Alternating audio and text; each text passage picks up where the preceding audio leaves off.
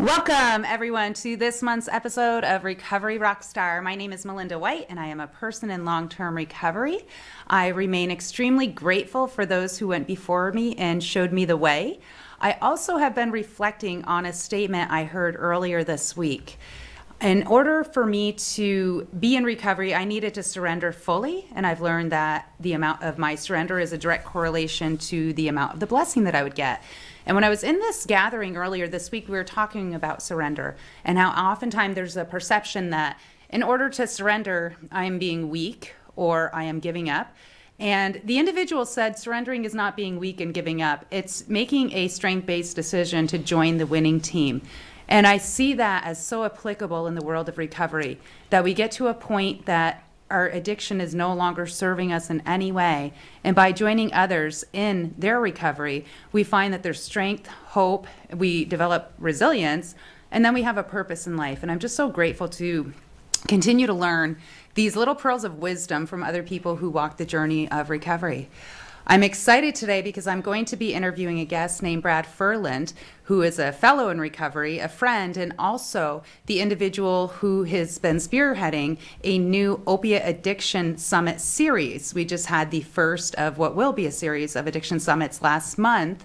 It followed Recovery Day at the State House, which, as everyone knows who watches my show, that's an annual event that takes place at the State House. So we had Recovery Day at the State House this year, powerful speakers, beautiful messages, and then the following day was the first of the Opiate Addiction Summit series. So I will definitely make sure that I keep our viewers up to speed on when the next summit is and also how you can access recordings of it. I want to thank Brad for coming on my show today. Super excited, was looking forward to interviewing you, and also for the work that you've been doing. It's been a pleasure to be connecting with you over the last, like 6-ish months, talking about the summit and just hearing about your vision on it. But what I really want to start with is thanking you for coming on the show, and then to learn a little bit about you and what your life journey has looked like being a person in recovery. So tell me a little bit, Brad, about what your life looked like in the earlier days. Yeah, thank you for having me on the show today, and also for all the work you did in the Opiate Summit, and we can talk about that a little bit. It was fun. We were a good team on that, and it was really a powerful event, and so it was great.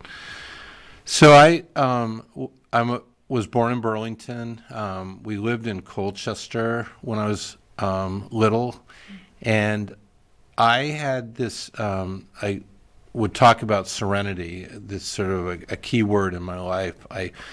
My dad had built this beautiful sloping sandbox. He and another guy sort of built the house that we lived in, and I think they made cement, and they had lots of sand, and they had lots of sand left over for some reason. And so up into the woods, he made this sandbox kind of area, and I played on my own a lot, and I was very content doing that. It was on the edge of nature. We were near the lake.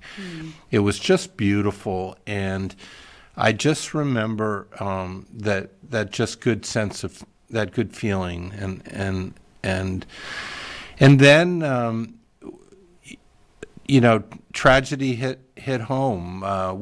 My mother and my brother and sister and I were gone for a weekend, and when my mother was called back from where we were on Saturday, and us kids didn't go back to the house until Sunday, but my dad, who had been very depressed, committed suicide.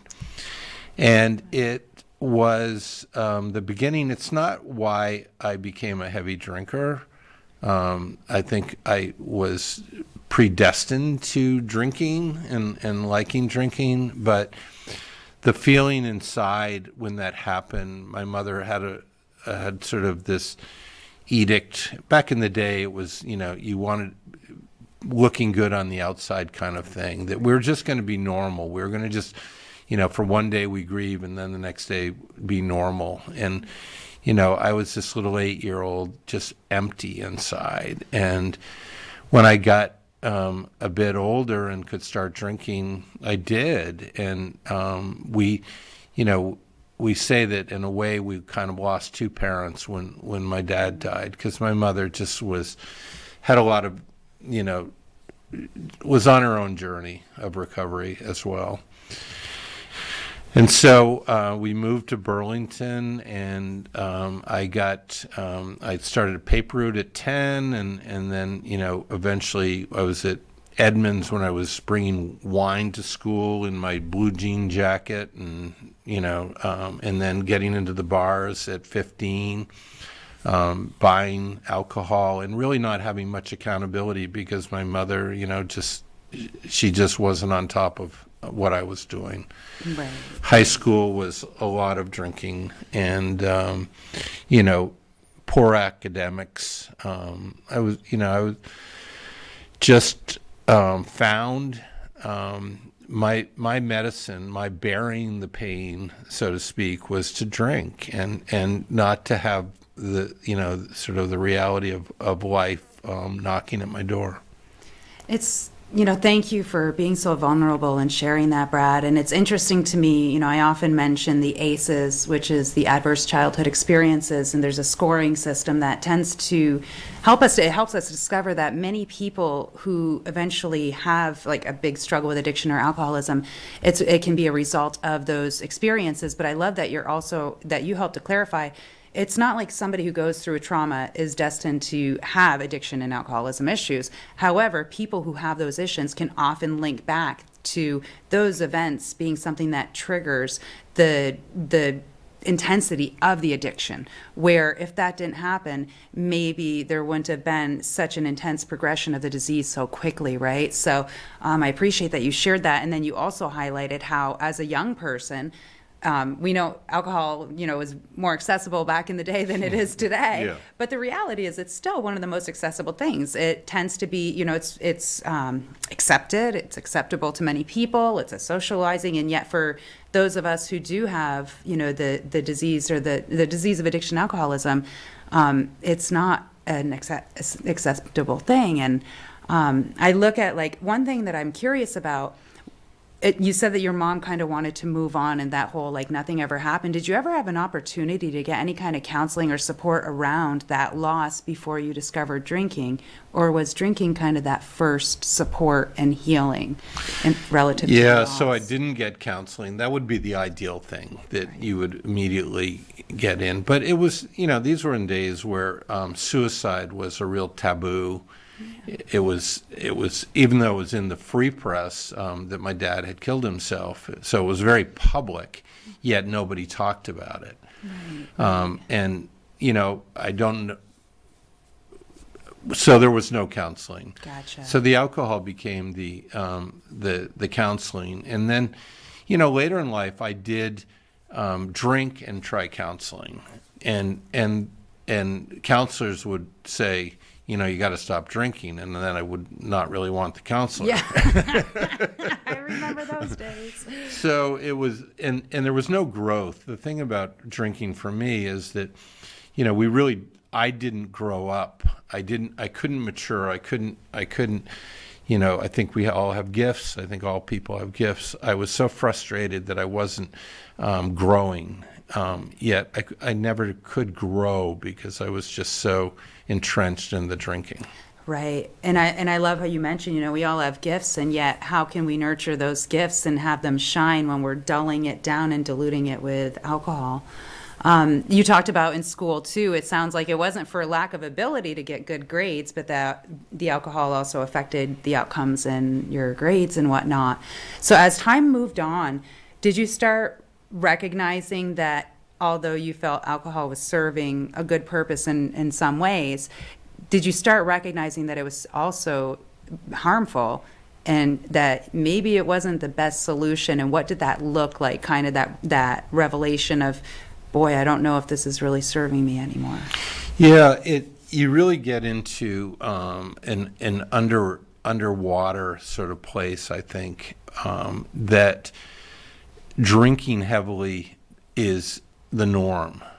My normal was what others might call abnormal. If you're drinking every night and you're not functioning well in a lot of things, but still it was just the way it was. Right. I didn't know, and that gets back to sort of, what we hear is if we don't have a guidebook or we don't have the mentor persons in our life, be it parents or others, if there's no check and balance on that stuff.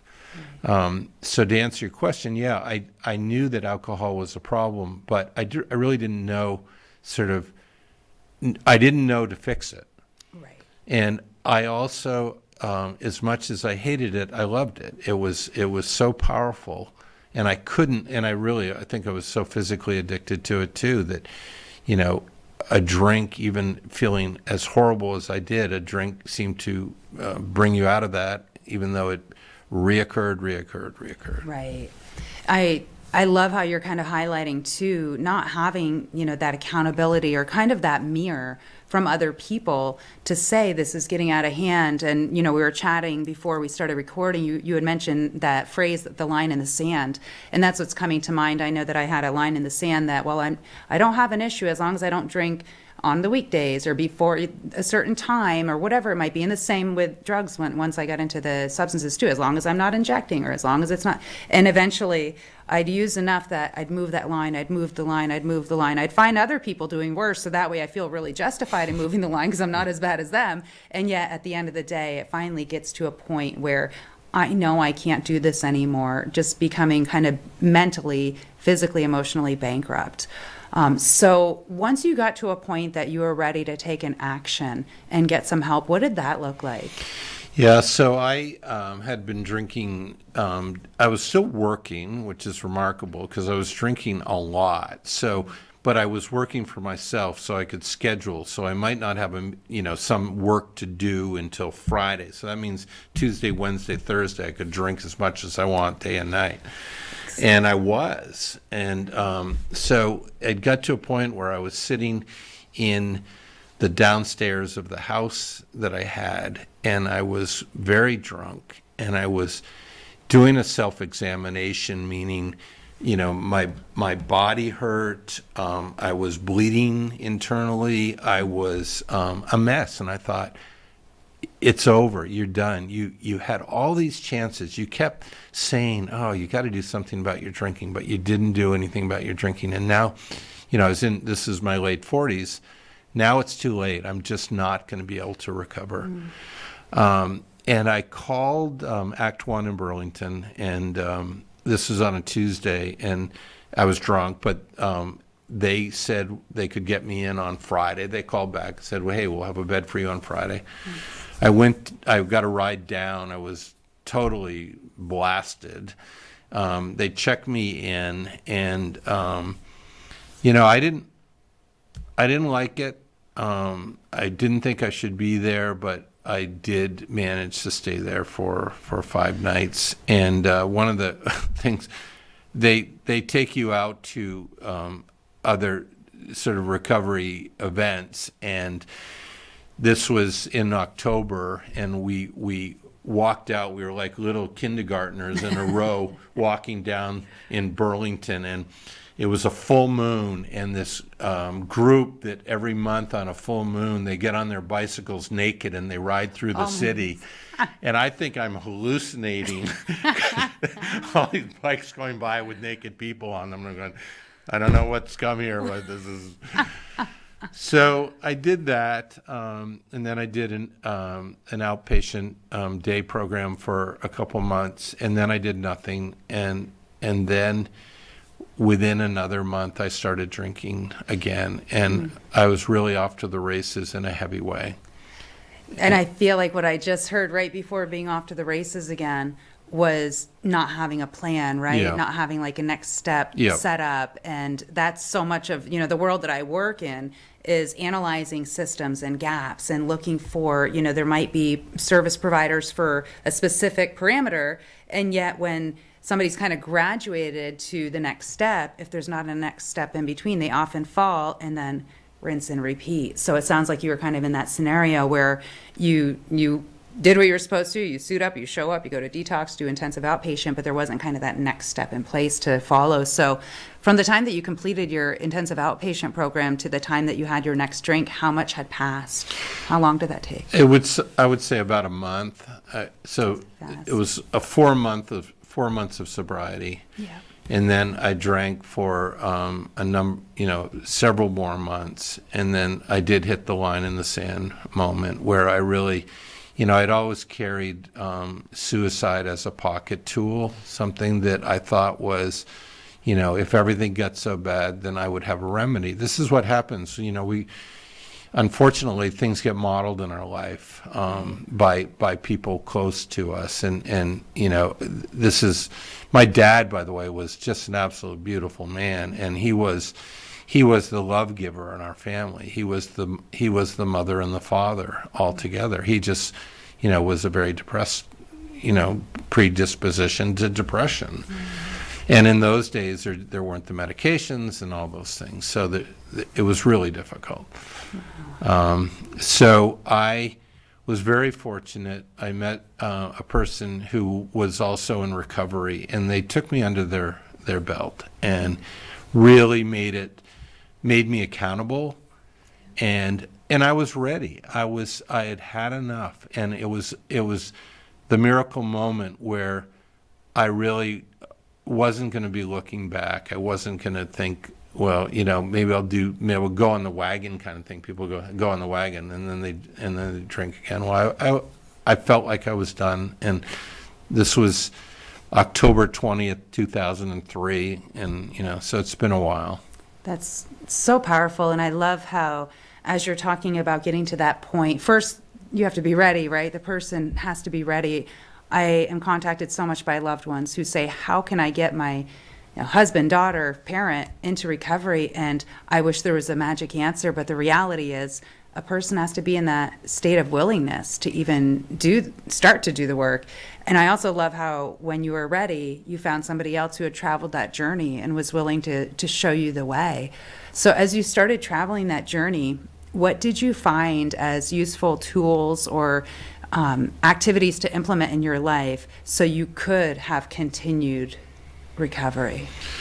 Yeah, so it's doing work in 12-step program that was huge, is huge for me, but it also opens up new doors. I had in later life had a son when I was drinking, but then stopped drinking, and then in sobriety had a daughter. And so it's an exchange program. You go from the drinking and the dysfunction, but then you go to events. My daughter and I raise sheep. We have a dog now who's we bred. In April we're going to have lambs and we're going to have puppies. We look at and appreciate the universe, meaning sunrises and sunsets and rainbows and those kind of things, that often you don't see when you're drinking and you're inside and you're sleeping and you're passed out kind of thing. Right. So I'm very big about, how there's all these opportunities in recovery that are just good living, good life kind of thing. I love too how, you're talking about in nature, when you were first sharing as a young person, you had mentioned the word serenity, and you were also connecting it to nature. And now when I'm asking, what are the things in your life today that help you sustain a positive life and recovery, you're also going back to that kind of nature in the universe. I'm curious if you'd be comfortable sharing the story about when you and Chelsea went to get sheep and what that looked like, especially in the time frame and the dates that you chose to go do that. So we... on the anniversary of my dad's death, which is October 17th, I said to Chelsea, let's get in the car. There's this sheep down in Putney, Vermont that we could buy if we wanted, and we could breed her, and then we'd lamb. We had 3 other sheep, but they weren't appropriate for lambing. So we get in the car, and she's very willing to do these things, and we drive to Putney. It's this beautiful fall day. We get to the farm. It's rural, and the shepherd meets us, this wonderful woman, and she said, over there are, there's about 25 sheep. We could see them, but their sheep are skittish. So when strangers come, they're scared. So she said, Chelsea, why don't you walk halfway across sort of this pasture here and squat down, and I'll try to point Clove out to you so you can get a look at her. And then if you like the way she looks. Well, Chelsea walks halfway across. She squats down. And what happens is one sheep leaves this group of 25 and comes all the way over to Chelsea, right up to Chelsea. And Chelsea just starts petting this sheep. And it's Clove, the sheep that we went down to see. And the shepherd's going, oh, my God. And I'm going, oh, my God. So we bought Clove. We left her there for a month to have her bred. We bring her back to our little farm in St. Albans. And in one cold March day, Chelsea comes running into the house and she said, there's a lamb. And one of the lambs had dropped and Clove was cleaning it up and we got ready. And over the next several hours, another lamb came out and then a third lamb who we actually had to tube and nourish back to life, and we did with colostrum. And we're writing down the times they're born and all of this.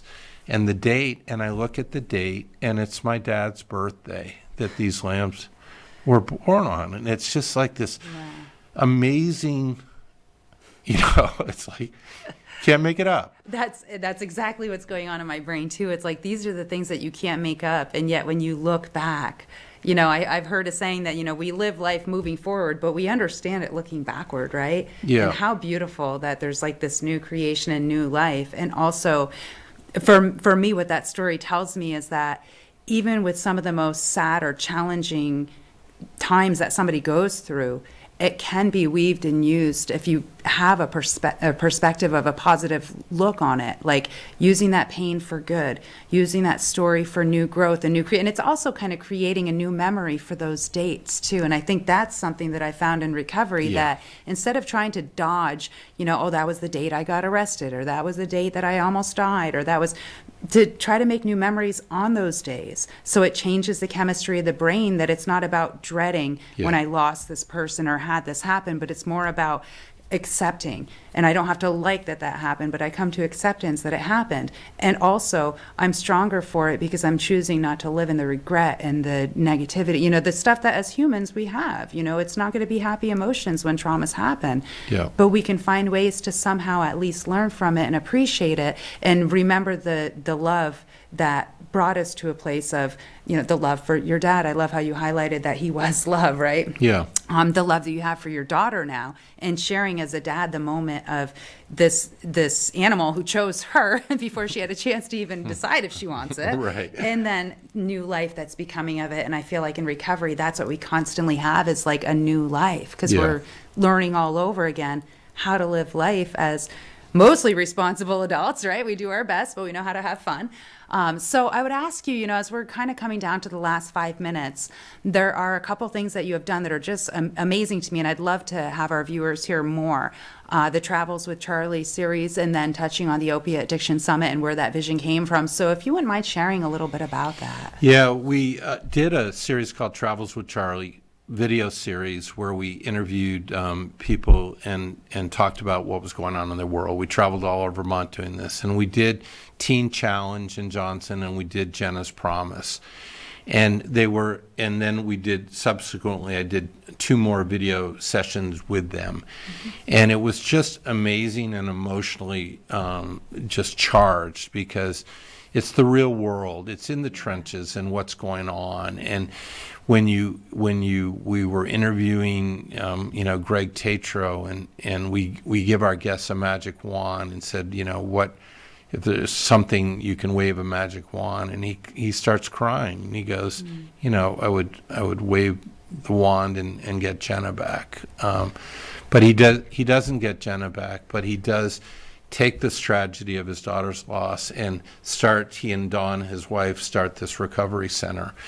And Teen Challenge is this 15-month recovery program, which is just brilliant, because it takes a person who is just at the end of the line and gives them all of the things to become whole again. Even finding them job training, workforce development, legal, marital, financial, health, all of this stuff. And it's the longer picture. It's like me when I had nothing to look to keep recovery going, I failed. Right. But if we build these longer, plans, then we can help somebody become the gift that they are in life. Right. That's something I love about the Teen Challenge program too. And, although it's called Teen Challenge, it's for adults too, right? And that's sometimes a fact about it that a lot of people don't realize. When I mention, I actually went to Teen Challenge too back in 2010 in Philadelphia, and I was almost 30 years old, so needless to say I wasn't a teen. But it's just to say that program being a minimum of a year, it's so necessary for the person, and I'll just use my own experience, to have that time to land, and also for the healing of the brain, right? Because there's a process that over time the brain is going to continue to heal. And I highlight on this show, and also when I speak at different events, about the post-acute withdrawal symptoms, the PAWS as we call it, PAWS, and how important it is to understand what that is, because around like that 3-month point, it's almost like I feel like I've taken something or done something, but that's just what I'm feeling as a result of the brain continuing to heal. And there's those little benchmarks of 3, 6, 9 months, and a year. And then there's still continued healing, but at least with that first year, having that foundation to get back into life. And there's always like that continuation, right? Like I'm sure you have certain daily practices or things that you do that keep you feeling strong and balanced, as I do too. But that first year, to even come up with those and know how to define or choose what works best, we don't know, because we're changing so much. So I love Teen Challenge. I'm biased because I did their program. I love it. And I also love the Tatros. The viewers will have a chance to hear their story on this show very soon as well. So you did the Travels with Charlie, and then also a little bit about, is that what gave you the vision for the Opiate Addiction Summit? Yeah, the Opiate Addiction Summit, what I realized was a lot of recovery talked to recovery people. They did things and they all knew the gig, but it felt like we needed to expand out to a greater audience. We needed to bring police in. We needed to bring judges in, and these are things we will be doing. Corrections. Corrections could have a model that has the Teen Challenge kind of model. Right. Even before somebody gets out, they could get a lot of help in prison. On and on and on. So it was really our goal, meaning, because you were instrumental in this too, is to just broaden the discussion, get more people involved, and really get to where the boots on the ground are, show the problem and show the solutions. Well, I love it. I'm so grateful that you have that vision, that the work you've put behind it, the connections. I'm so grateful to even be a little part of it. And as we're in our last, 45 seconds of the show, I just want to thank you so much, Brad, for coming on the show, for sharing a little bit about you and your journey, and also the work that you're doing, just leading by example, and, by doing the Addiction Summit and the other activities that you do to be a force for good. So I thank you so much for that. I thank all of our viewers for joining us today. I want to also give you the reminder that if you do not have Narcan naloxone kits, they are readily available. Check out your Vermont Department of Health website to find a pilot site near you. Better to have a kit and never need it than to need it and not have it. And this show is letting you know that you have access. So I encourage everybody to have a kit on them. I thank you all for watching. We will see you next month on Recovery Rockstar.